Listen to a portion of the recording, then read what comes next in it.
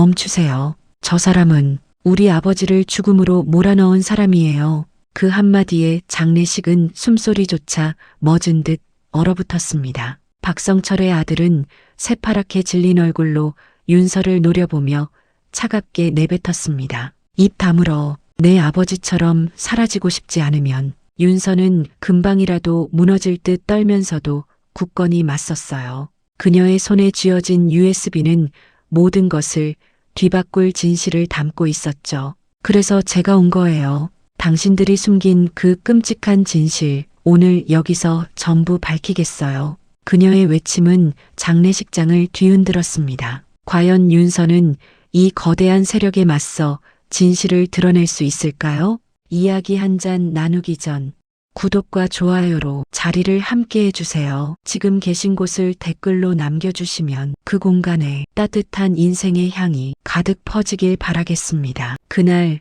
대한민국을 뒤흔든 대기업 회장의 장례식장에서 모두가 숨죽인 침묵을 깨고 한 여인의 목소리가 울려 퍼졌습니다. 저자는 내 아버지를 죽인 살인자입니다. 검은 상복을 입은 조문객들 사이로 핏기 없는 얼굴의 한 여인이 영정사진을 똑바로 응시하며 서 있었습니다. 그녀의 이름은 윤서였습니다. 수십 년간 숨겨져 있던 거대한 가족의 비밀이 그 한마디와 함께 차가운 장례식장 공기를 갈랐습니다. 박성철 회장의 영정 속 미소는 마치 모든 것을 비웃는 듯 섬뜩하게 느껴졌습니다. 사람들은 수군거렸습니다. 감히 누가 이 자리에서 그런 망언을 하는가. 모두가 그녀를 미친 사람처럼 바라보았습니다. 하지만 윤서의 눈빛은 흔들림이 없었습니다. 그 눈빛 속에는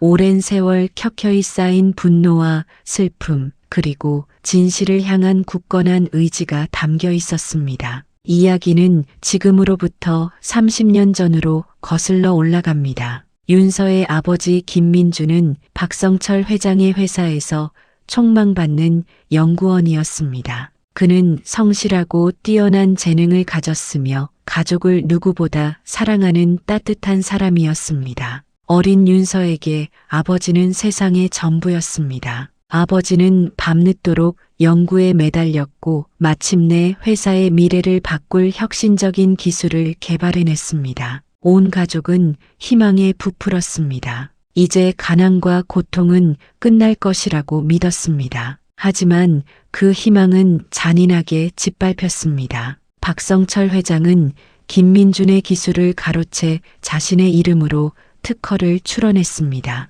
김민준은 항의했지만 이미 모든 증거는 박 회장에게 유리하게 조작되어 있었습니다. 회사의 권력 앞에서 김민준의 목소리는 메아리 없이 사라졌습니다. 그는 하루아침에 모든 것을 잃었습니다. 기술을 빼앗기고 회사에서 해고당했으며 심지어는 산업 스파이로 몰려 사회적으로 매장당했습니다. 가족의 삶은 나락으로 떨어졌습니다. 어린 윤서는 아버지의 절망을 고스란히 지켜보았습니다. 밤마다 아버지는 술에 취해 울부짖었고 어머니는 말없이 눈물만 흘렸습니다. 행복했던 집은 한순간에 지옥으로 변했습니다. 아버지는 결국 병을 얻어 세상을 떠났습니다. 그의 마지막 유언은 진실을 밝혀다오였습니다. 윤서는 그때 겨우 10살이었습니다. 어린 마음에 아버지의 억울함을 풀고 싶었지만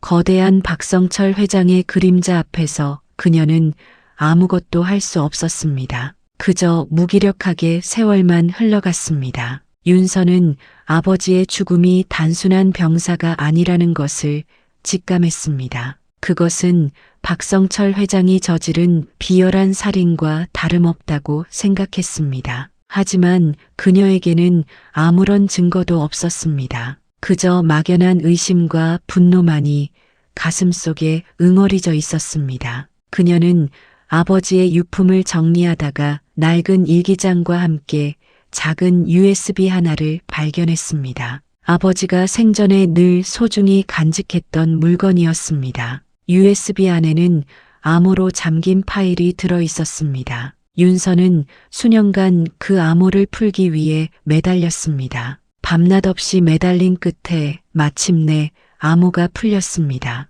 파일 안에는 아버지 김민준이 박성철 회장의 비리를 폭로하기 위해 몰래 모아두었던 증거들이 담겨 있었습니다. 기술 탈취 과정의 녹취록, 위조된 계약서 사본, 그리고 박 회장이 다른 경쟁사를 무너뜨리기 위해 저지른 불법 행위들에 대한 상세한 기록까지. 윤서는 충격에 휩싸였습니다. 아버지가 겪었던 고통이 얼마나 깊었는지, 그리고 박성철 회장이 얼마나 잔인하고 비열한 인간이었는지 비로소 깨달았습니다. 이 모든 것이 수십 년간 감춰져 있던 진실이었습니다. 그 순간 윤서의 마음속에는 복수심이 불타올랐습니다. 아버지를 죽음으로 몰아넣고 가족의 삶을 파괴한 박성철 회장에게 반드시 대가를 치르게 하겠다고 다짐했습니다. 그녀는 더 이상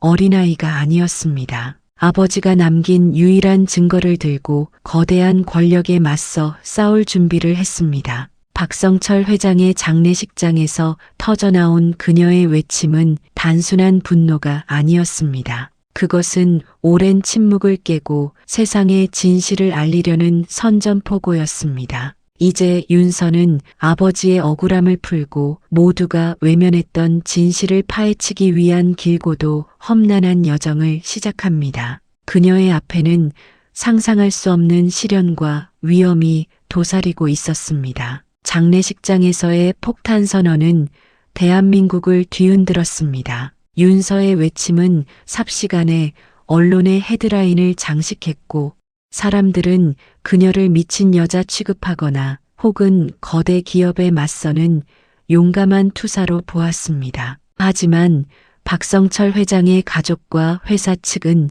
즉각적인 반격에 나섰습니다. 그들은 윤서를 명예훼손으로 고소하고 그녀의 주장이 터무니없는 망언이라며 언론 플레이를 펼쳤습니다. 윤서는 순식간에 세상의 비난과 압박에 직면했습니다. 그녀의 집 앞에는 기자들이 진을 쳤고 익명의 협박 전화가 빗발쳤습니다. 마치 거대한 먹구름이 그녀를 덮치는 듯 했습니다. 하지만 윤서는 흔들리지 않았습니다. 그녀의 손에는 아버지가 남긴 진실의 열쇠, 그 USB가 쥐어져 있었습니다. 윤서는 먼저 아버지의 옛 동료들을 찾아 나섰습니다. 박성철 회장의 비리를 알고 있을 만한 사람들을 수소문했습니다. 하지만 대부분의 사람들은 이미 박 회장의 손아귀에 있거나 두려움에 입을 굳게 다물고 있었습니다. 그들은 윤서의 이야기에 귀 기울이지 않았습니다.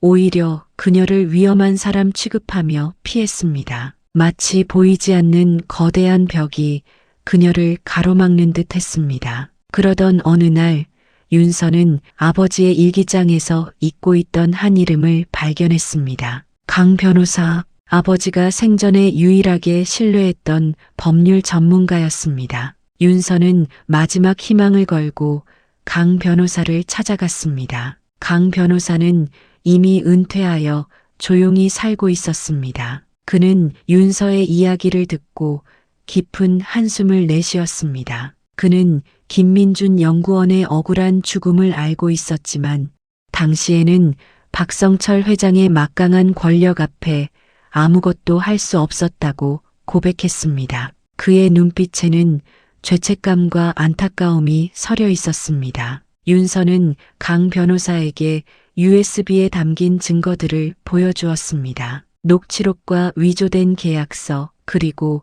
박 회장의 불법 행위들에 대한 상세한 기록들을 본 강 변호사의 얼굴은 경악으로 물들었습니다. 그는 이 증거들이 단순한 비리가 아니라 박성철 회장이 수십 년간 쌓아온 거대한 부패의 빙산의 일각임을 직감했습니다. 강 변호사는 윤서에게 이 싸움이 얼마나 위험하고 고통스러울지 경고했습니다. 박성철 회장은 법망을 교묘하게 피해가는데 능숙했으며 그의 뒤에는 거대한 로펌과 언론이 버티고 있었습니다. 하지만 윤서는 물러서지 않았습니다. 그녀는 아버지의 유언을 지키기 위해 그리고 진실을 밝히기 위해 모든 것을 걸 각오가 되어 있었습니다. 강 변호사는 윤서의 굳건한 의지를 보고 결국 그녀를 돕기로 결심했습니다. 그는 윤서에게 박성철 회장의 과거 행적을 다시 조사할 것을 조언했습니다. 특히 아버지가 개발했던 기술 외에 박 회장이 부당하게 가로챈 다른 기술이나 사업 아이템이 없는지 살펴보라고 했습니다. 강 변호사는 박 회장의 사업 확장 과정에서 석연치 않은 죽음을 맞이한 몇몇 중소기업 대표들의 이름을 언급했습니다. 그들의 죽음은 당시 단순 사고나 지병으로 처리되었지만 강 변호사는 그 배후에 박 회장이 있을지도 모른다는 의심을 품고 있었습니다. 이 이야기는 윤서의 가슴에 새로운 불씨를 지폈습니다. 아버지의 죽음이 단순한 기술 탈취를 넘어선 더 큰 음모의 일부일지도 모른다는 섬뜩한 예감이 들었습니다. 윤서는 강 변호사의 조언에 따라 박성철 회장의 과거 사업 기록과 관련된 뉴스 기사들을 샅샅이 뒤지기 시작했습니다. 그녀는 도서관과 국회 도서관을 오가며 수많은 자료를 파고들었습니다. 밤낮 없이 자료를 분석하던 윤서는 놀라운 사실을 발견했습니다. 아버지가 개발했던 기술과 유사한 시기에 박성철 회장의 회사가 급성장했던 특정 사업 분야가 있었습니다. 그리고 그 사업 분야의 핵심 기술을 보유했던 중소기업 대표들이 연이어 의문스러운 죽음을 맞이했다는 기사들을 찾아냈습니다. 이 기사들은 당시에는 크게 주목받지 못했지만 윤서의 눈에는 명백한 연결고리로 보였습니다. 마치 거대한 거미줄처럼 얽혀있는 박 회장의 비리들이 서서히 그 모습을 드러내는 듯 했습니다. 그녀는 자료 더미 속에서 잠 못 이루는 밤을 보냈습니다. 한 줄 한 줄 읽어 내려갈 때마다 아버지의 고통과 억울함이 생생하게 느껴지는 듯 했습니다. 박성철 회장이 얼마나 치밀하고 잔인하게 자신의 제국을 쌓아 올렸는지 그 민낯이 드러날수록 윤서의 분노는 더욱 커져만 갔습니다. 특히 윤서의 눈길을 사로잡은 것은 15년 전 발생했던 한 중소기업 대표의 자살 사건이었습니다. 그 대표는 박성철 회장의 회사와 기술 제휴를 논의하던 중 갑작스럽게 사망했습니다. 경찰은 우울증으로 인한 자살로 결론 내렸지만 유족들은 강력히 반발했습니다. 윤서는 그 유족들을 찾아가기로 결심했습니다. 어쩌면 그들에게서 아버지의 죽음과 관련된 결정적인 단서를 얻을 수 있을지도 모른다고 생각했습니다. 그녀는 그들의 아픔 속에서 진실의 조각을 찾을 수 있을 것이라 믿었습니다. 이 모든 것이 수십 년간 감춰진 거대한 비밀의 서막에 불과했습니다. 윤서는 이제 혼자가 아니었습니다. 강 변호사의 조력과 아버지의 유산 그리고 진실을 향한 불굴의 의지가 그녀를 이끌었습니다. 그녀는 박성철 회장의 견고한 성벽에 첫 균열을 내기 위해 용기 있는 발걸음을 내디뎠습니다. 그 발걸음은 단순한 복수가 아닌 잊혀진 자들의 목소리를 대변하는 정의의 외침이었습니다. 윤서는 15년 전 자살로 처리된 중소기업 대표의 유족을 찾아 나섰습니다. 수소문 끝에 그들은 도시 외곽의 낡은 아파트에서 어렵게 살아가고 있다는 것을 알게 되었습니다. 낡은 문을 두드리자 초췌한 모습의 중년 여성이 문을 열었습니다. 그녀는 고인이 된 대표의 아내였습니다.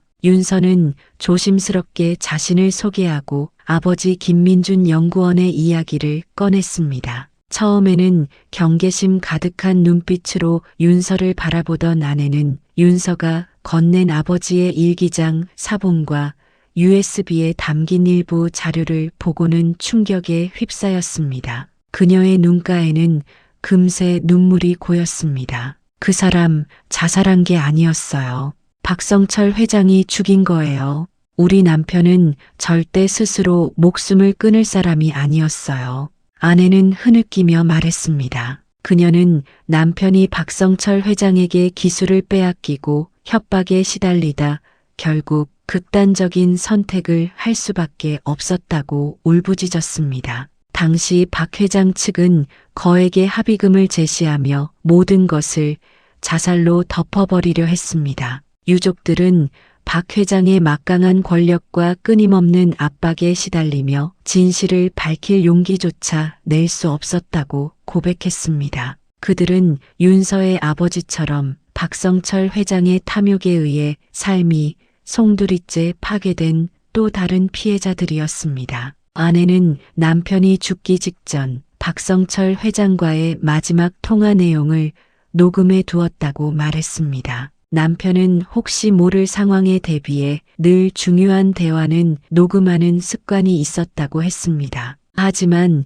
그 녹음 파일은 박 회장 측에서 사람을 보내 강제로 빼앗아 갔다고 했습니다. 유족들은 그 파일이 사라진 후 더 이상 박 회장에게 맞설 힘을 잃었다고 했습니다. 윤서는 그 이야기를 듣고 온몸에 소름이 돋았습니다. 박성철 회장은 단순히 기술을 가로채는 것을 넘어 자신의 이익을 위해 사람의 목숨까지도 서슴없이 짓밟는 잔혹한 인물이었습니다. 윤서는 유족들에게 아버지의 USB에 담긴 증거들을 보여주며 자신 또한 박 회장의 피해자임을 강조했습니다. 그리고 함께 진실을 밝히자고 설득했습니다. 윤서의 진심 어린 눈빛과 굳건한 의지에 유족들은 서서히 마음을 열었습니다. 아내는 남편이 남긴 유품 중 박성철 회장과의 기술 제휴 계약서 초안과 함께 박 회장 측에서 보낸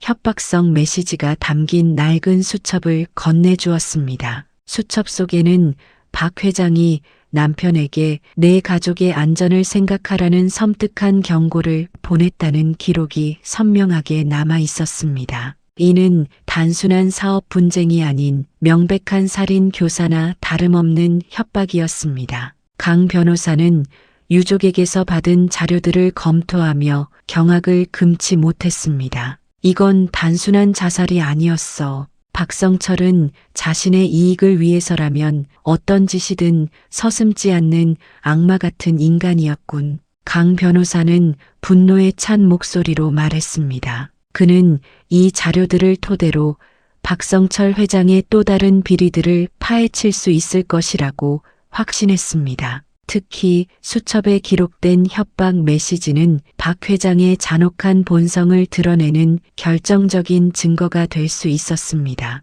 윤서는 유족들과의 만남을 통해 박성철 회장의 악행이 아버지 한 사람에게만 국한된 것이 아님을 깨달았습니다. 박 회장은 자신의 제국을 건설하기 위해 수많은 사람들의 희생을 강요하고 그들의 삶을 파괴해왔던 것입니다. 윤서의 마음속에는 아버지의 억울함을 푸는 것을 넘어 박성철 회장에게 피해를 입은 모든 사람들의 한을 풀어주겠다는 사명감이 싹트기 시작했습니다. 그녀는 이제 혼자가 아니었습니다. 아버지의 유산과 강 변호사의 조력, 그리고 새로운 피해자들의 증언이 그녀의 뒤를 든든하게 받쳐주었습니다. 하지만 진실에 다가갈수록 위험 또한 커져만 갔습니다. 윤서는 누군가 자신을 미행하는 듯한 불길한 느낌을 여러 번 받았습니다. 집 주변을 맴도는 수상한 차량, 익명으로 걸려오는 무언의 전화, 박성철 회장 측이 윤서의 움직임을 감지하고 그녀를 압박하기 시작한 것이 분명했습니다. 강 변호사 또한 윤서에게 더욱 조심해야 한다고 경고했습니다. 박 회장은 자신의 치부가 드러나는 것을 막기 위해서라면 어떤 수단과 방법도 가리지 않을 것이라고 했습니다. 윤서는 두려웠지만 물러설 수는 없었습니다. 아버지와 수많은 피해자들의 억울함을 생각하면 이대로 포기할 수는 없었습니다. 윤서는 강 변호사와 함께 박성철 회장의 과거 사업 확장 과정에서 발생했던 또 다른 의문스러운 사건들을 재조사하기 시작했습니다. 특히 박 회장이 급성장했던 특정 사업 분야와 관련된 중소기업들의 몰락 과정에 주목했습니다. 그 과정에서 박 회장이 특허권을 편취하거나 핵심 인력을 빼돌리고 심지어는 회계장부를 조작하여 기업을 파산시키는 등의 비열한 수법을 사용했다는 정황들을 포착했습니다. 이 모든 비리들은 마치 하나의 거대한 퍼즐처럼 연결되어 있었습니다. 박성철 회장은 단순히 한두 번의 불법 행위를 저지른 것이 아니라 체계적이고 조직적으로 자신의 부를 축적해왔던 것입니다. 윤서는 이 모든 진실을 세상에 알리기 위해 더욱 강력한 증거가 필요하다고 생각했습니다. 그녀는 박성철 회장의 비서실에서 오랫동안 근무했던 한 인물의 행방을 추적하기 시작했습니다. 그 비서는 박 회장의 모든 비밀을 알고 있을 것이라고 강 변호사가 귀띔해 주었습니다. 하지만 그 비서는 박 회장의 장례식 이후 갑자기 자취를 감춘 상태였습니다. 마치 누군가에 의해 의도적으로 사라진 것처럼 말입니다. 윤서의 심장은 다시 한번 강하게 뛰었습니다. 그녀는 이 비서를 찾아야만 했습니다. 그가 가진 증언이야말로 박성철 회장의 가면을 완전히 벗겨낼 결정적인 열쇠가 될 것이라고 직감했습니다. 진실은 이제 손에 잡힐 듯 가까워지고 있었습니다. 하지만 그만큼 위험도 그림자처럼 그녀를 따라붙고 있었습니다. 윤서는 사라진 비서를 찾기 위해 강 변호사와 머리를 맞대었습니다. 박성철 회장의 비서실에서 오랫동안 일했다면 그의 사생활과 사업의 은밀한 부분까지도 깊숙이 알고 있을 것이 분명했습니다. 강 변호사는 비서의 이름이 이정훈이며 그가 박 회장의 오른팔이나 다름없었다고 말해 주었습니다. 이정훈은 박 회장의 모든 지시를 수행했고 때로는 불법적인 일까지도 처리했던 인물이었습니다. 그가 사라졌다는 것은 박 회장에게 치명적인 약점이 될 수 있음을 의미했습니다. 윤서는 이정훈의 행방을 쫓기 위해 그의 가족관계, 과거 거주지, 그리고 그가 자주 드나들던 장소들을 조사하기 시작했습니다. 하지만 이정훈은 마치 유령처럼 흔적도 없이 사라진 상태였습니다. 그의 가족들조차 이정훈이 어디로 갔는지, 왜 연락이 두절되었는지 알지 못했습니다. 그들은 박 회장 측의 감시를 받고 있는 듯 보였고 윤서의 질문에 극도로 경계하는 모습을 보였습니다. 윤서는 이정훈의 흔적을 찾기 위해 발품을 팔았습니다. 그가 과거에 살았던 동네의 이웃들을 찾아가 묻고 그가 다녔던 식당이나 술집을 수소문했습니다. 그러던 중 이정훈이 한때 자주 방문했던 작은 서점을 찾아냈습니다. 서점 주인은 이정훈이 책을 좋아했고 특히 고전 문학에 조예가 깊었다고 기억했습니다. 그리고 이정훈이 사라지기 며칠 전 서점에 들러 낡은 고전문학 서적 한 권을 사갔다고 말했습니다. 서점 주인은 그 책이 이정훈이 평소에 아끼던 작가의 작품이었다고 덧붙였습니다. 윤서는 직감했습니다. 이정훈이 어떤 메시지를 남겼다면 분명 그 책 속에 있을 것이라고 생각했습니다. 하지만 그 책은 이미 이정훈의 손에 들어간 뒤였습니다. 윤서는 이정훈이 남긴 흔적을 따라가면서 박성철 회장 측의 감시가 더욱 노골적으로 느껴졌습니다. 그녀의 뒤를 쫓는 검은색 차량, 그녀의 통화를 도청하는 듯한 잡음, 그리고 집으로 배달되는 익명의 협박 편지들. 편지 속에는 윤서의 가족 사진이 담겨 있었고 더 이상 진실을 파헤치지 마라. 내 가족에게 불행이 닥칠 것이다라는 섬뜩한 경고가 적혀 있었습니다. 윤서는 두려웠지만 동시에 분노가 치밀어 올랐습니다. 박성철 회장이 자신의 치부를 감추기 위해 얼마나 비열한 수단을 동원하는지 다시 한번 깨달았습니다. 그녀는 강 변호사에게 이 사실을 알렸고 강 변호사는 윤서에게 신변 보호를 요청할 것을 제안했습니다. 하지만 윤서는 거절했습니다. 그녀는 박성철 회장의 협박에 굴복하는 모습을 보이고 싶지 않았습니다. 강 변호사는 이정훈 비서의 과거 행적을 다시 한번 면밀히 조사했습니다. 그는 이정훈이 박성철 회장의 지시로 수많은 불법적인 계약들을 처리했으며 그 과정에서 박 회장의 비자금 조성에도 깊이 관여했다는 사실을 알아냈습니다.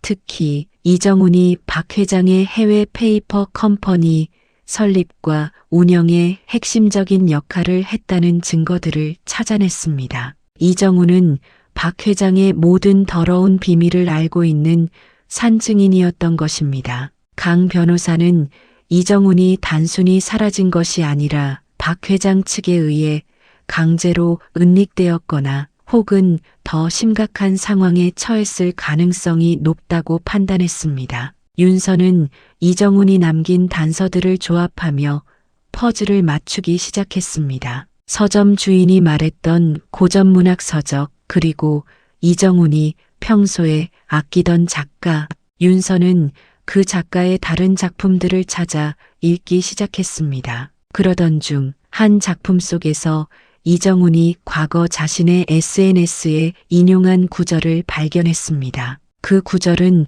특정 장소를 암시하는 내용이었습니다. 윤서는 그 장소가 이정훈이 숨어 있을 만한 곳일지도 모른다고 생각했습니다. 그곳은 도시 외곽의 낡은 창고였습니다. 이정훈이 젊은 시절 잠시 예술 활동을 하던 친구와 함께 사용했던 공간이라고 강 변호사가 알려주었습니다. 윤서는 강 변호사와 함께 낡은 창고로 향했습니다. 창고 문은 굳게 닫혀 있었고 오랫동안 사람의 발길이 닿지 않은 듯 먼지가 수북하게 쌓여 있었습니다. 문을 열고 들어서자 퀴퀴한 곰팡이 냄새와 함께 차가운 공기가 윤서를 감쌌습니다. 창고 안은 텅 비어 있었지만 한쪽 구석에 낡은 책상과 의자, 그리고 먼지 쌓인 책들이 놓여 있었습니다. 윤서는 책들을 뒤지기 시작했습니다. 그리고 마침내 서점 주인이 말했던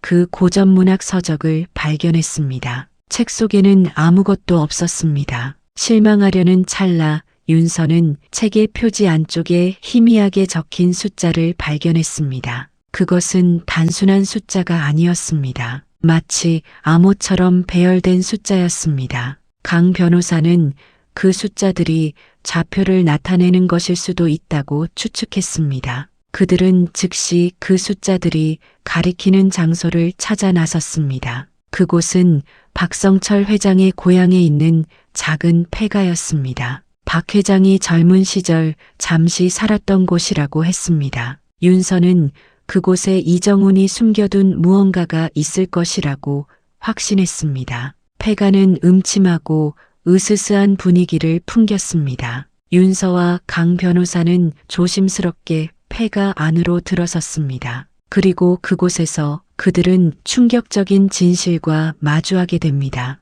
폐가 안에는 이정훈이 남긴 것으로 보이는 낡은 상자가 놓여 있었습니다. 상자 안에는 박성철 회장의 비자금 장부와 함께 그가 저지른 모든 불법 행위들이 상세하게 기록된 USB가 들어 있었습니다. 그리고 그 USB 안에는 이정훈이 직접 촬영한 영상 파일이 담겨 있었습니다. 영상 속에는 박성철 회장이 윤서의 아버지 김민준 연구원을 협박하고 그의 기술을 강탈하는 과정이 고스란히 담겨 있었습니다. 심지어 박 회장이 김민준 연구원을 제거하기 위해 사람을 고용하는 모습까지도 찍혀 있었습니다. 윤서는 영상을 보며 온몸이 떨렸습니다. 아버지의 죽음이 단순한 병사가 아니라는 그녀의 직감이 틀리지 않았던 것입니다. 박성철 회장은 명백한 살인자였습니다.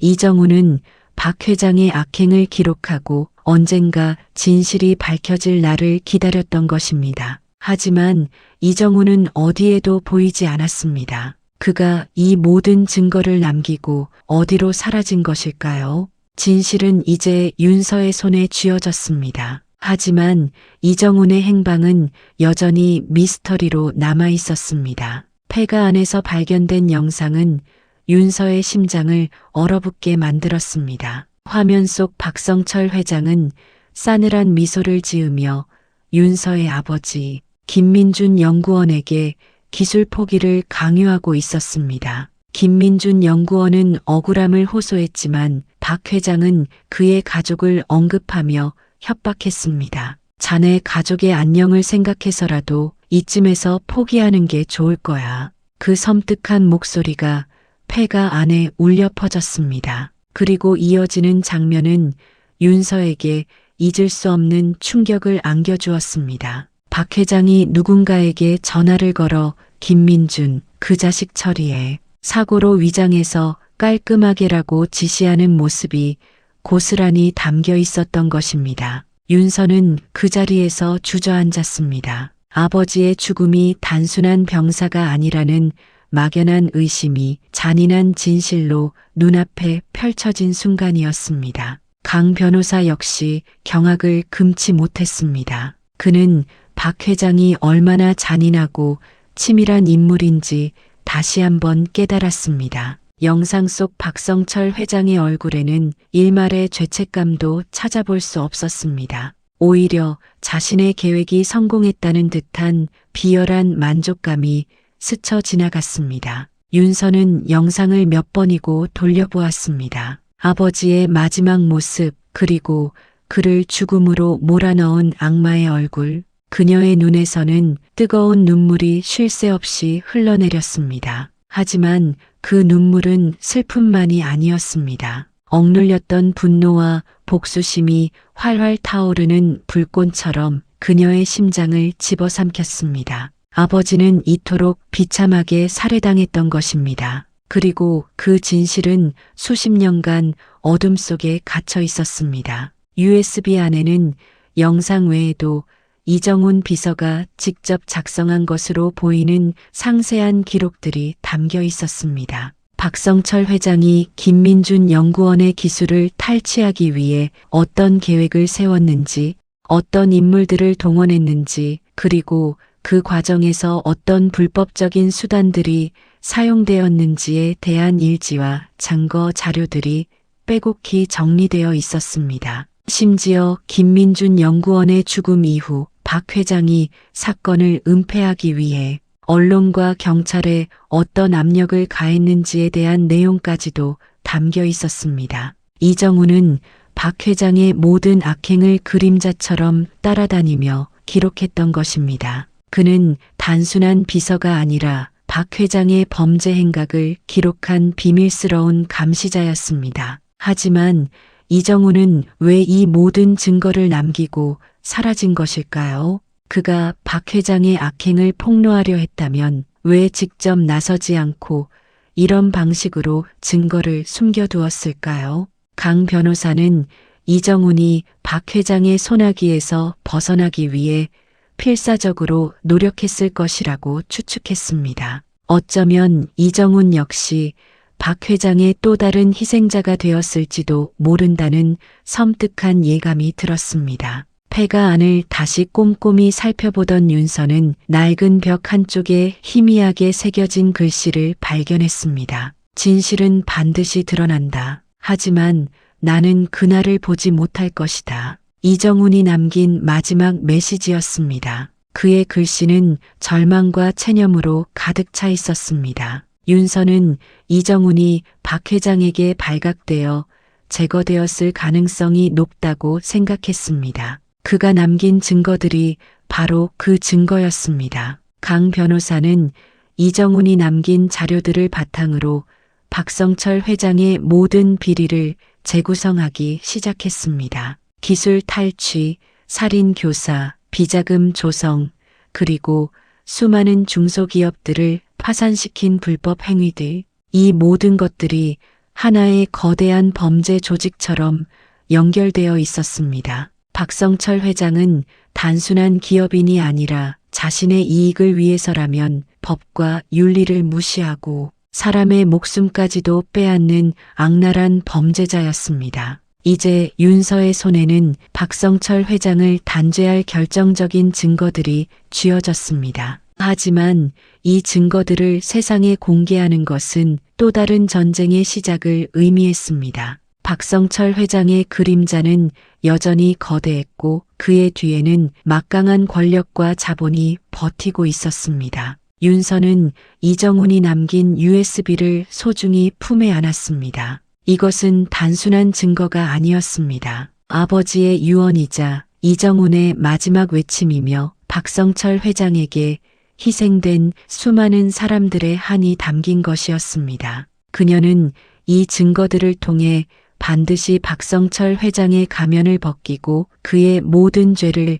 세상에 드러내겠다고 다짐했습니다. 강 변호사는 윤서에게 이 증거들을 당장 공개하는 것은 위험하다고 경고했습니다. 박 회장 측에서 또 다른 음모를 꾸밀 가능성이 높았기 때문입니다. 그들은 더욱 치밀하고 은밀하게 움직여야 했습니다. 이정훈이 남긴 자료들 중에는 박 회장의 해외 비자금 계좌와 관련된 정보도 포함되어 있었습니다. 이 계좌들을 추적하면 박 회장의 재산 형성 과정에 대한 더 많은 불법적인 사실들을 밝혀낼 수 있을 것이라고 강 변호사는 판단했습니다. 윤서는 강 변호사와 함께 박성철 회장의 거대한 비리 네트워크를 파헤치기 위한 다음 단계를 준비하기 시작했습니다. 그들의 앞에는 여전히 예측할 수 없는 위험과 난관이 도사리고 있었습니다. 폐가에서 돌아온 윤서와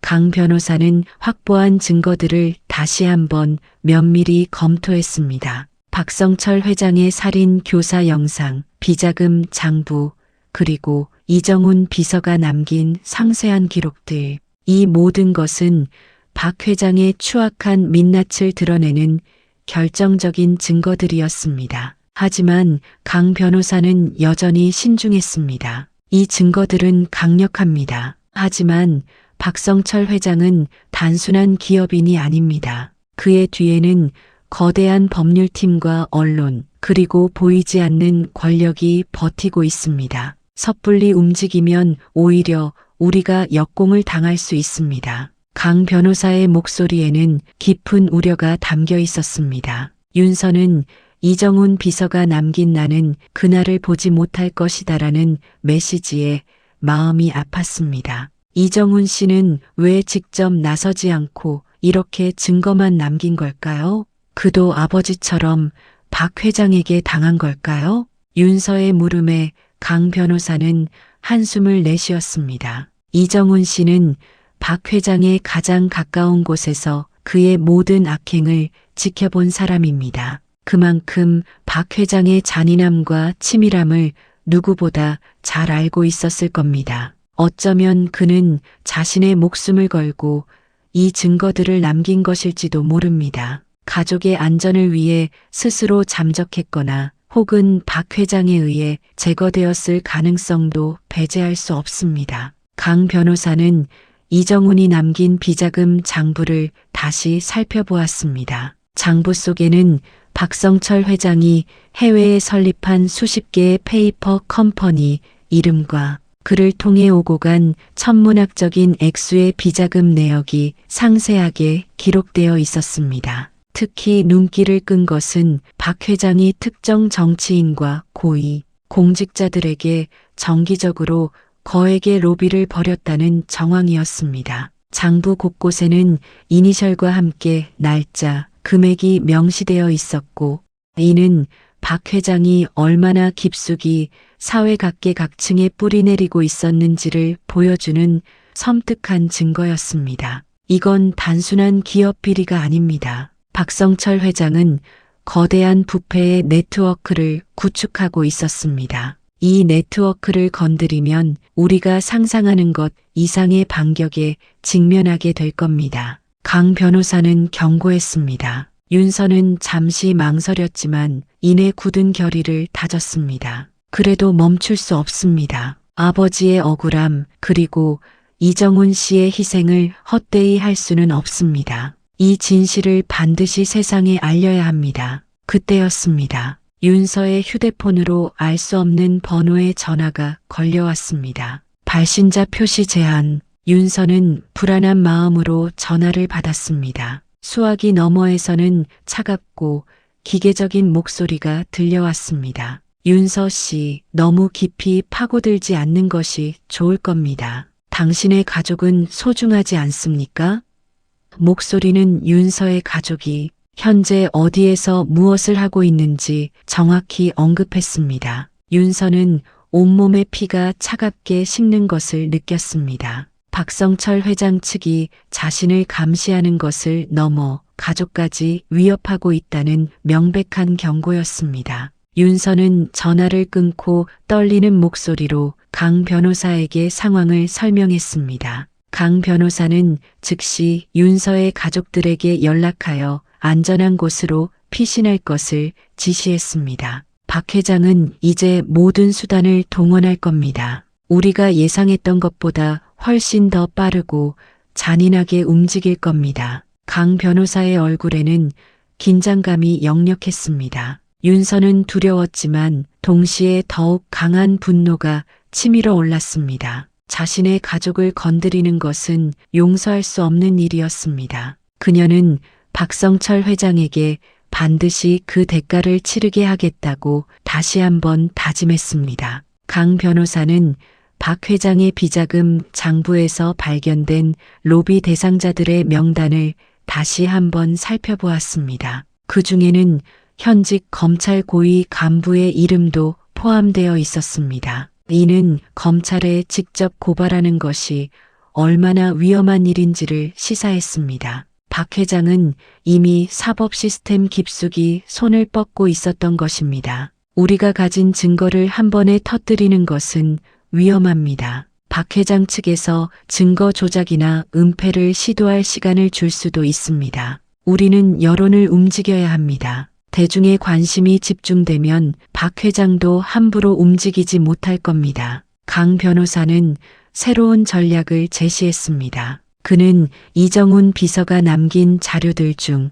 대중에게 가장 큰 충격을 줄 수 있는 부분을 선별하여 언론에 제보할 것을 제안했습니다. 특히 김민준 연구원의 살인 교사 영상은 그 어떤 증거보다 강력한 파급력을 가질 것이라고 판단했습니다. 하지만 언론 제보 역시 신중해야 했습니다. 박 회장의 영향력 아래에 있는 언론사들은 오히려 윤서의 주장을 왜곡하거나 묵살할 수도 있었습니다. 강 변호사는 독립적인 탐사 보도를 하는 언론사나 정의감이 투철한 기자들을 찾아야 한다고 말했습니다. 그는 과거 자신이 알고 지내던 한 기자를 떠올렸습니다. 그 기자는 불의를 보면 참지 못하는 성격으로 유명했으며 박 회장의 비리에 대해 오래전부터 의심을 품고 있었다고 했습니다. 윤서는 강 변호사의 제안에 동의했습니다. 그녀는 이제 더 이상 숨어 다니거나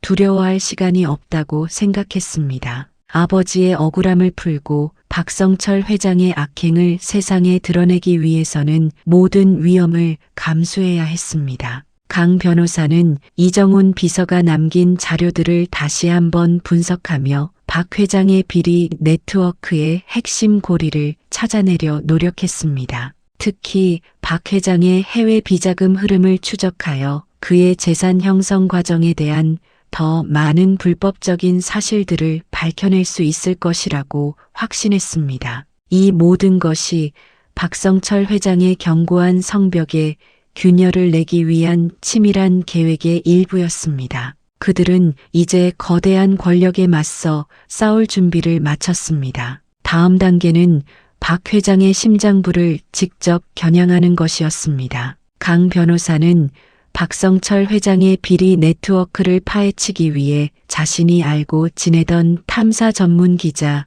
이현우를 찾아갔습니다. 이현우 기자는 불의를 보면 참지 못하는 강직한 성품으로 유명했으며 과거에도 여러 권력형 비리를 폭로하여 사회에 큰 반향을 일으켰던 인물이었습니다. 강 변호사는 윤서와 함께 이현우 기자를 만났습니다. 이현우 기자는 강 변호사의 연락을 받고 이미 심상치 않은 사건임을 직감한 듯 했습니다. 그는 조용하고 진지한 태도로 윤서의 이야기를 경청했습니다. 윤서는 아버지 김민준 연구원의 억울한 죽음부터 시작하여 이정훈 비서가 남긴 증거들, 그리고 박성철 회장의 가족 위협까지 모든 것을 털어놓았습니다. 이현우 기자는 윤서가 내민 USB를 받아들고 그 안에 담긴 영상과 비자금 장부, 그리고 이정훈 비서의 일지들을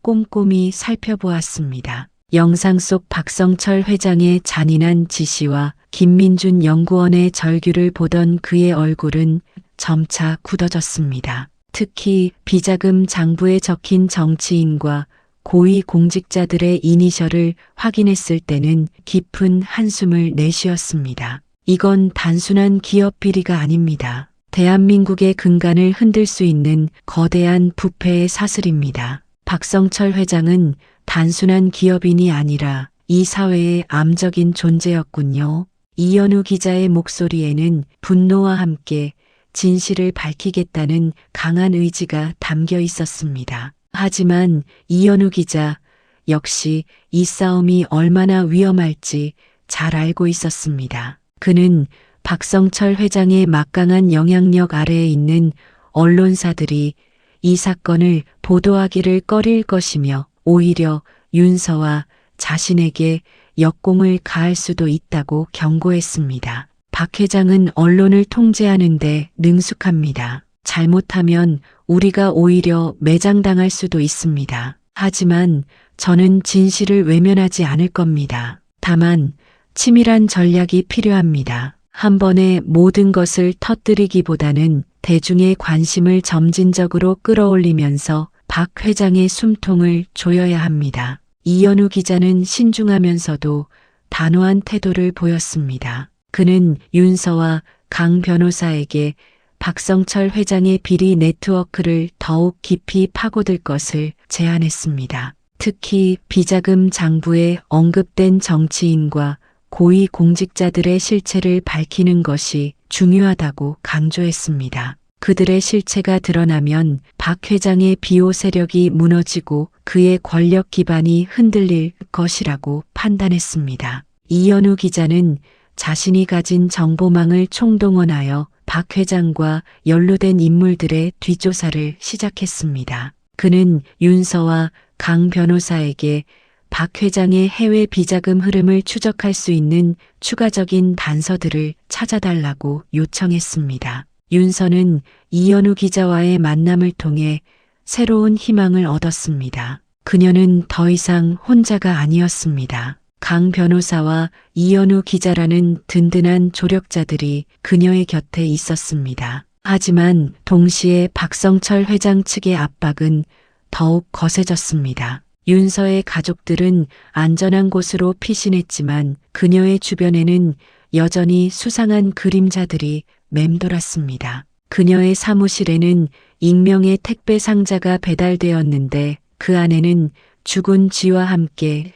경고를 무시하면 다음은 내 차례다라는 섬뜩한 메시지가 들어 있었습니다. 윤서는 두려웠지만 아버지의 억울함과 이정훈 비서의 희생을 생각하며 이를 악물었습니다. 강 변호사는 이정훈 비서가 남긴 자료들 중 박성철 회장의 해외 비자금 계좌와 관련된 정보를 다시 한번 분석했습니다. 그는 박 회장이 수십 년간 해외에 설립한 페이퍼 컴퍼니들의 복잡한 연결고리를 추적했습니다. 그 과정에서 그는 박 회장이 단순히 비자금을 조성하는 것을 넘어 해외 자산 은닉과 불법적인 자금 세탁까지도 자행했다는 충격적인 사실을 발견했습니다. 이 자금 세탁 과정에는 국제적인 범죄 조직까지 연루되어 있을 가능성이 높았습니다. 박성철 회장의 비리는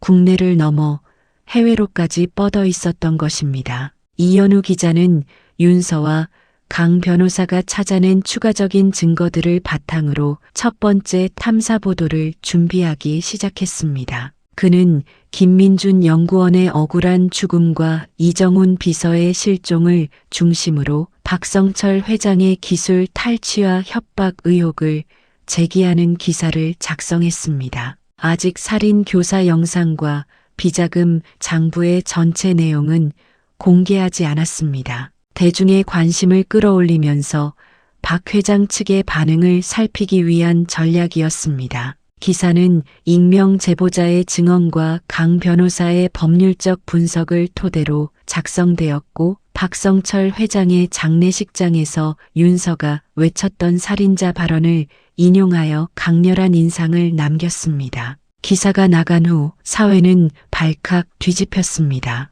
박성철 회장의 죽음 이후 잠잠했던 여론은 다시 들끓기 시작했습니다. 사람들은 윤서의 주장에 귀 기울이기 시작했고 박 회장의 과거 행적에 대한 의혹이 꼬리에 꼬리를 물고 이어졌습니다. 하지만 박성철 회장 측은 즉각적으로 반박 성명을 내고 이현우 기자를 명예훼손으로 고소하겠다고 엄포를 놓았습니다. 그들은 윤서와 이현우 기사를 근거 없는 음해를 일삼는 자들로 몰아세우며 여론을 조작하려 했습니다. 박 회장의 그림자는 여전히 강력했습니다. 하지만 이현우 기자는 흔들리지 않았습니다. 그는 이미 박 회장 측의 이런 반응을 예상하고 있었습니다. 오히려 박 회장 측의 과민 반응은 그들의 주장이 사실임을 반증하는 것이라고 판단했습니다. 이현우 기자는 윤서와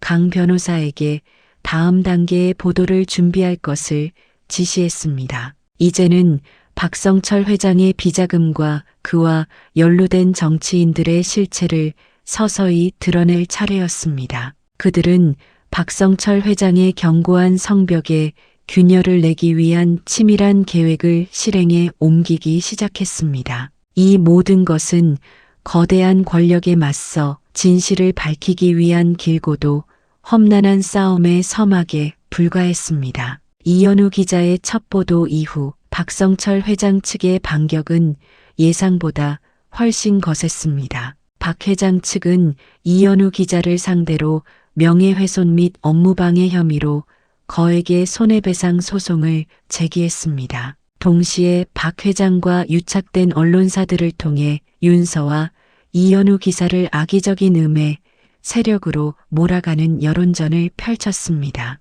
그들은 김민준 연구원의 죽음이 단순한 지병이었음을 강조하며 윤서의 주장을 정신 이상자의 망상으로 치부했습니다. 대중은 혼란스러워했습니다. 거대한 권력의 목소리 앞에서 진실은 다시 한번 흐려지는 듯 했습니다. 윤서는 매일 밤 악몽에 시달렸습니다. 가족을 향한 협박은 더욱 노골적으로 변했습니다. 그녀의 어린 조카가 다니는 유치원 앞에서 수상한 인물이 서성이는 모습이 목격되었고 윤서의 어머니에게는 정체불명의 소포가 배달되었습니다. 소포 안에는 가족 사진과 함께 붉은 잉크로 칠해진 칼날이 들어 있었습니다. 윤서는 공포에 질렸지만 동시에 박성철 회장을 향한 분노는 더욱 깊어졌습니다. 그녀는 자신의 가족을 지키기 위해서라도 이 싸움을 멈출 수 없다고 다짐했습니다. 강 변호사는 이현우 기자의 법률 대리를 맡아 박 회장 측의 소송에 맞섰습니다. 하지만 박 회장 측 변호인단은 막강했습니다. 그들은 모든 증거를 조작하고 왜곡하며 윤서와 이현우 기자의 주장을 철저히 반박했습니다. 심지어 이정훈 비서가 남긴 USB의 증거 능력조차 의심하며 조작된 증거라고 주장했습니다. 법정은 박 회장 측의 논리로 가득 찼고 윤서와 강 변호사는 점점 더 궁지에 몰리는 듯 했습니다. 이대로는 안 됩니다. 우리가 가진 증거만으로는 역부족입니다. 박 회장은 법망을 교묘하게 빠져나가는데 선수입니다. 우리는 그가 예상치 못한 곳에서 치명타를 날려야 합니다. 강 변호사는 초조하게 말했습니다. 이현우 기자 역시 고개를 끄덕였습니다. 대중의 관심이 식기 전에 박 회장의 비리를 명백히 증명할 수 있는 결정적인 한 방이 필요합니다. 그것도 박 회장이 절대 부인할 수 없는 증거여야 합니다. 윤서는 이정훈 비서가 남긴 자료들을 다시 한번 꼼꼼히 살펴보았습니다. 그의 일기장, 비자금 장부, 그리고 USB 속 영상, 모든 것이 박성철 회장의 죄를 명백히 드러내고 있었지만 법정에서 이를 입증하기란 쉽지 않았습니다. 그때 윤서의 눈에 이정훈 비서의 일기장 한 귀퉁이에 적힌 작은 메모가 들어왔습니다. 그녀는 알고 있다. SK. 윤서는 그 이니셜이 무엇을 의미하는지 알 수 없었습니다. 강 변호사도 고개를 갸웃거렸습니다. 이정훈 비서가 남긴 암호일까요? 아니면 그가 알고 있던 또 다른 인물일까요? 윤서는 이정훈 비서의 과거 행적을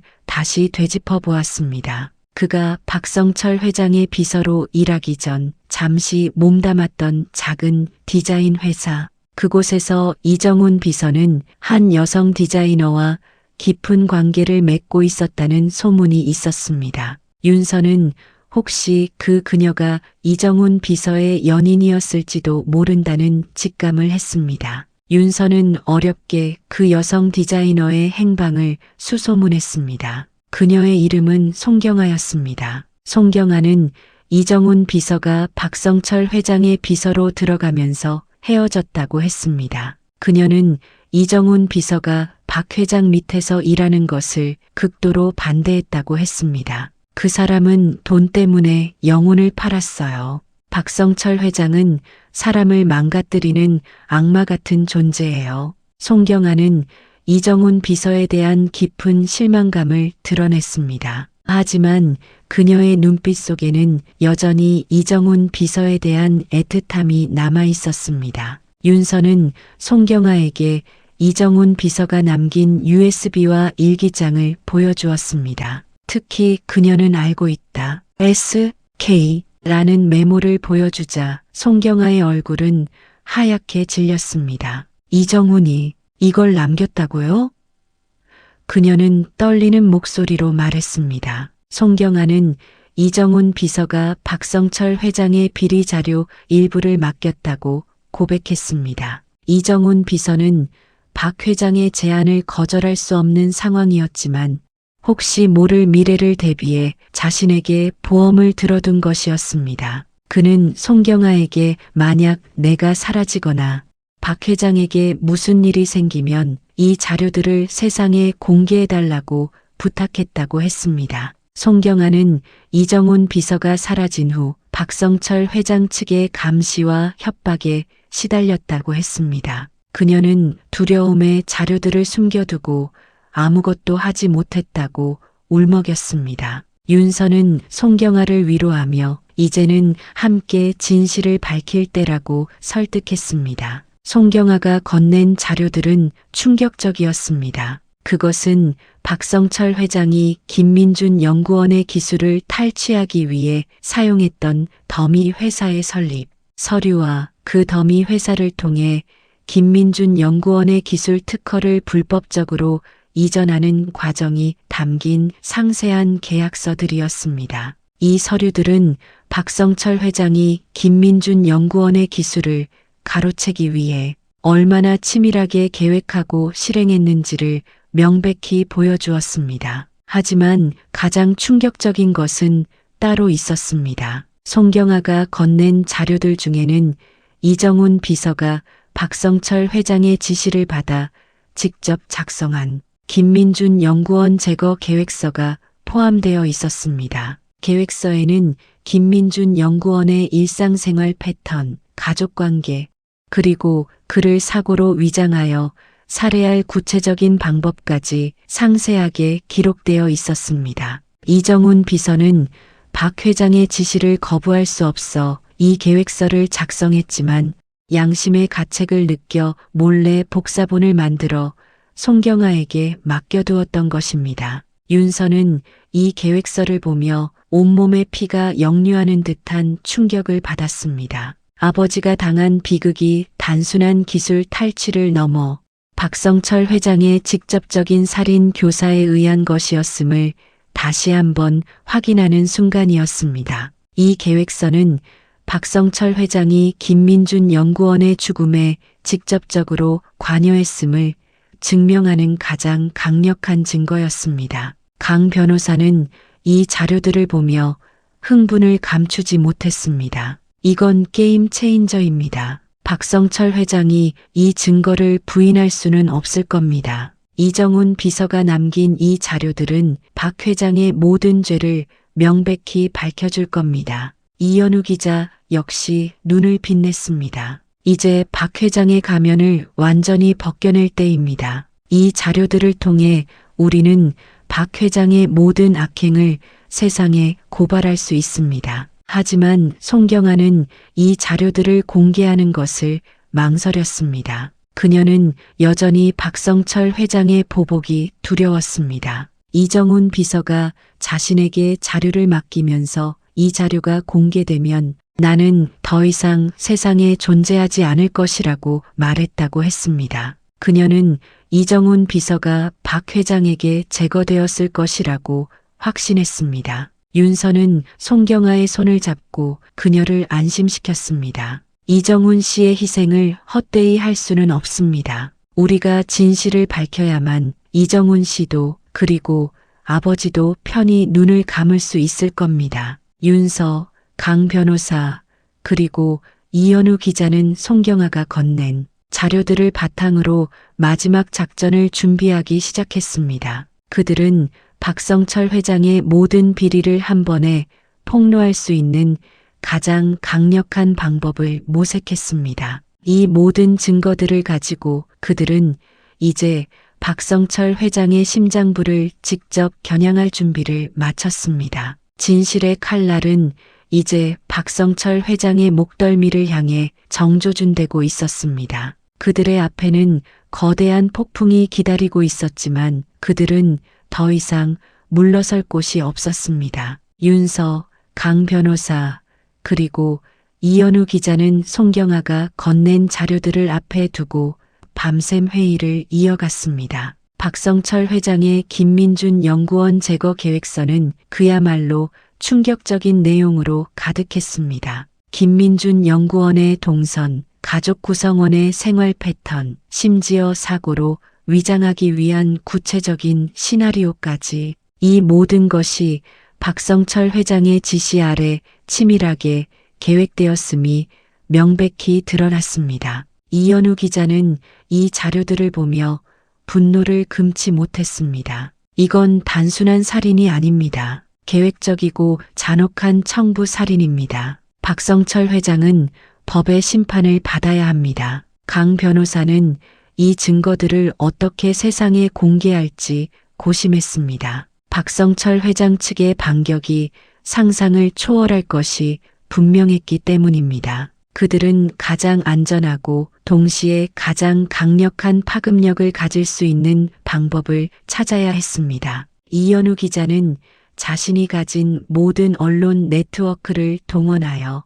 박성철 회장의 영향력에서 벗어난 독립 언론사들을 물색했습니다. 그리고 마침내 그는 한 방송사의 탐사 보도팀과 접촉하는데 성공했습니다. 그 팀은 과거에도 권력형 비리를 끈질기게 파헤쳐온 것으로 유명했습니다. 윤서는 송경아에게 이정훈 비서의 희생이 헛되지 않도록 함께 용기를 내달라고 간곡히 부탁했습니다. 송경아는 여전히 두려움에 떨었지만 이정훈 비서가 남긴 마지막 메시지, 진실은 반드시 드러난다. 하지만 나는 그날을 보지 못할 것이다라는 글귀를 떠올리며 결심했습니다. 그녀는 이정훈 비서의 마지막 소원을 들어주기로 했습니다. 송경아는 이정훈 비서가 남긴 모든 자료를 공개하는데 동의했습니다. 그녀는 이정훈 비서가 박성철 회장의 손에 의해 제거되었을 것이라고 확신하고 있었습니다. 며칠 후 대한민국은 충격에 휩싸였습니다. 한 방송사의 탐사보도 프로그램에서 박성철 회장의 모든 비리가 폭로된 것입니다.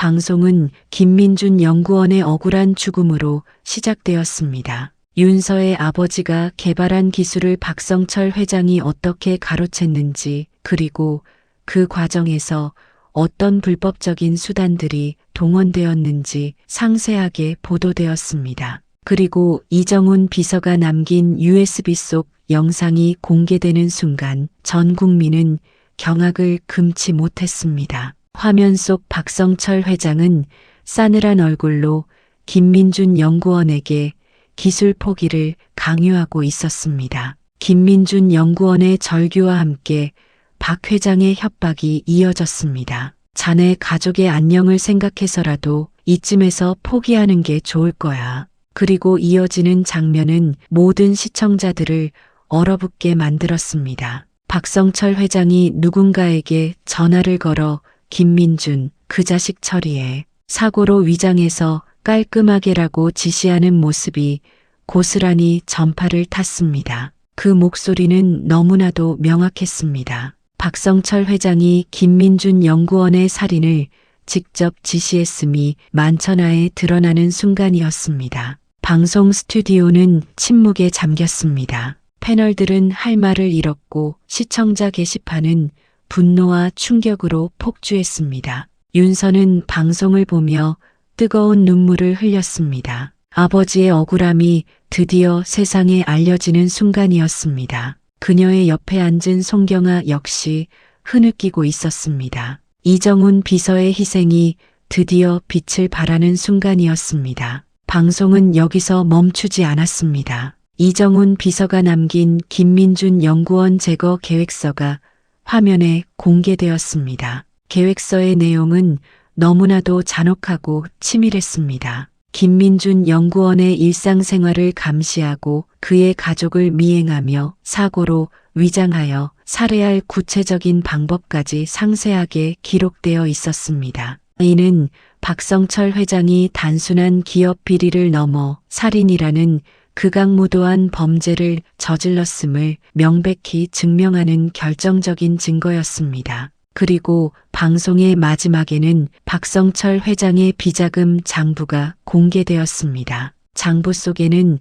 박 회장이 해외에 설립한 수십 개의 페이퍼 컴퍼니 이름과 글을 통해 오고 간 천문학적인 액수의 비자금 내역이 상세하게 기록되어 있었습니다. 특히 눈길을 끈 것은 박 회장이 특정 정치인과 고위 공직자들에게 정기적으로 거액의 로비를 벌였다는 정황이었습니다. 이니셜과 함께 날짜, 금액이 명시된 장부의 내용은 박 회장이 얼마나 깊숙이 사회 각계각층에 뿌리내리고 있었는지를 보여주었습니다. 박성철 회장은 단순한 기업인이 아니라 거대한 부패 네트워크의 정점에 서 있는 암적인 존재였던 것입니다. 방송이 끝나자마자 대한민국은 거대한 폭풍에 휩싸였습니다. 박성철 회장의 이름은 실시간 검색어 1위를 차지했고 그의 모든 과거 행적들이 재조명되기 시작했습니다. 검찰과 경찰은 즉각적인 수사에 착수했습니다. 박성철 회장은 방송 직후 모든 혐의를 부인하며 기자회견을 열었지만 그의 얼굴은 이미 창백하게 질려 있었습니다. 그는 카메라 앞에서 모든 것은 조작된 음해이며 자신은 결백하다고 주장했지만 그의 떨리는 목소리와 흔들리는 눈빛은 그의 주장이 거짓임을 명백히 보여주었습니다. 하지만 박성철 회장의 마지막 발악은 여기서 끝나지 않았습니다. 그는 방송을 내보낸 언론사와 윤서, 강 변호사, 이현우 기자를 상대로 또다시 거액의 소송을 제기하겠다고 엄포를 놓았습니다. 그러나 이미 여론은 박성철 회장에게 등을 돌린 상태였습니다. 그의 말은 더 이상 대중에게 통하지 않았습니다. 오히려 그의 발악은 그의 죄를 더욱 명확하게 드러내는 꼴이 되었습니다. 방송이 나간 다음 날 박성철 회장의 자택에 검찰 수사관들이 들이닥쳤습니다.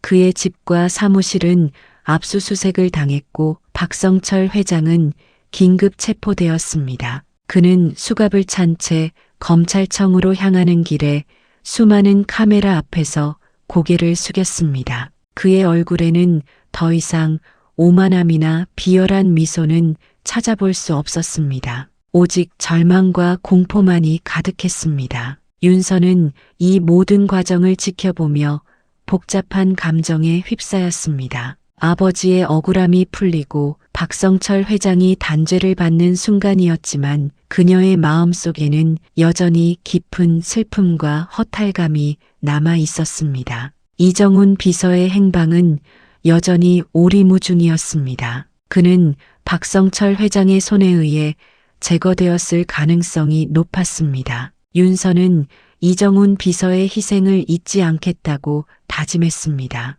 박성철 회장의 체포는 거대한 부패 네트워크의 시작에 불과했습니다. 그의 비자금 장부에 이름이 적힌 정치인과 고위 공직자들에 대한 수사가 본격적으로 시작되었습니다. 대한민국 사회는 거대한 부패의 사슬이 드러나면서 혼란에 빠졌습니다. 하지만 동시에 정의가 살아있음을 확인하는 순간이기도 했습니다. 윤서는 이제 아버지의 억울함을 풀고 이정훈 비서의 희생을 기리며 새로운 삶을 시작할 준비를 하고 있었습니다. 그녀의 앞에는 아직 해결해야 할 많은 일들이 남아 있었습니다. 수십 년간 어둠 속에 갇혀있던 진실은 마침내 세상의 빛을 보았습니다. 한 여인의 용기와 희생, 그리고 진실을 외면하지 않은 이들의 연대가 거대한 권력의 벽을 허물었습니다. 윤서는 아버지 김민준 연구원의 억울한 죽음을 밝히고 박성철 회장의 모든 악행을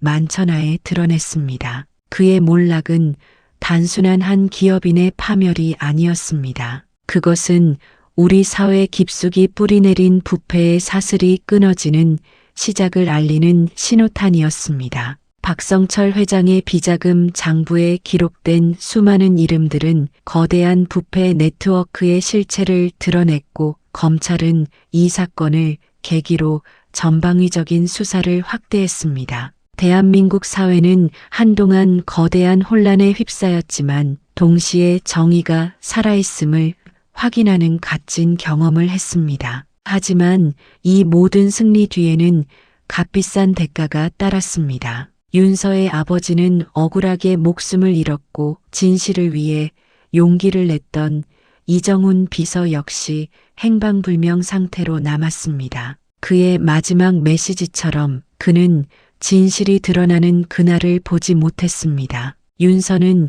이정훈 비서의 희생을 잊지 않았습니다. 그녀는 이정훈 비서의 가족을 찾아가 그의 마지막 유품을 전하고 그들의 아픔을 함께 나누었습니다. 송경아 역시 이정훈 비서의 용기에 힘입어 새로운 삶을 시작했습니다. 그녀는 더 이상 두려움에 떨지 않고 이정훈 비서가 남긴 예술적 재능을 기리는 작업을 시작했습니다. 윤서는 아버지의 유언을 지키고 박성철 회장에게 희생된 모든 이들의 한을 풀어주었습니다. 그녀는 더 이상 과거의 아픔에 갇혀있지 않았습니다. 진실을 밝히는 과정에서 그녀는 상상할 수 없는 고난과 역경을 겪었지만 그 모든 시련을 통해 더욱 강인하고 단단한 사람으로 성장했습니다. 그녀는 이제 아버지의 이름으로 설립된 장학재단을 통해 어려운 환경 속에서도 꿈을 잃지 않는 젊은 연구원들을 지원하며 아버지의 숭고한 정신을 이어가고 있습니다. 그녀의 삶은 복수심을 넘어 희망과 정의를 향한 새로운 여정으로 바뀌었습니다. 박성철 회장은 법의 심판을 받았습니다. 그의 모든 재산은 몰수되었고 그는 자신의 죄에 합당한 형벌을 받게 되었습니다. 그의 이름은 탐욕과 부패의 상징으로 역사에 기록될 것입니다. 이 이야기는 우리에게 진실의 힘이 얼마나 위대한지 그리고 한 사람의 용기가 세상을 어떻게 바꿀 수 있는지를 보여주었습니다. 아무리 거대한 권력이라 할지라도 진실 앞에서는 결국 무릎을 꿇을 수밖에 없다는 것을 우리는 목격했습니다. 오늘의 이야기가 당신의 마음에 작은 울림을 드렸다면 혹시 여러분 주변에도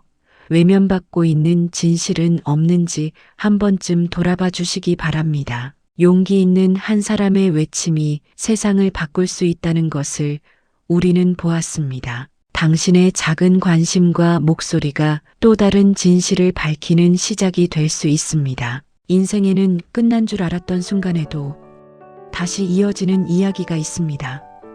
오늘의 사연이 여러분 인생의 한 장면에도 조용히 닿았기를 바랍니다. 이 이야기가 마음에 남으셨다면 좋아요와 구독으로 인생 한 장과 다음 인생 이야기도 함께 해주세요.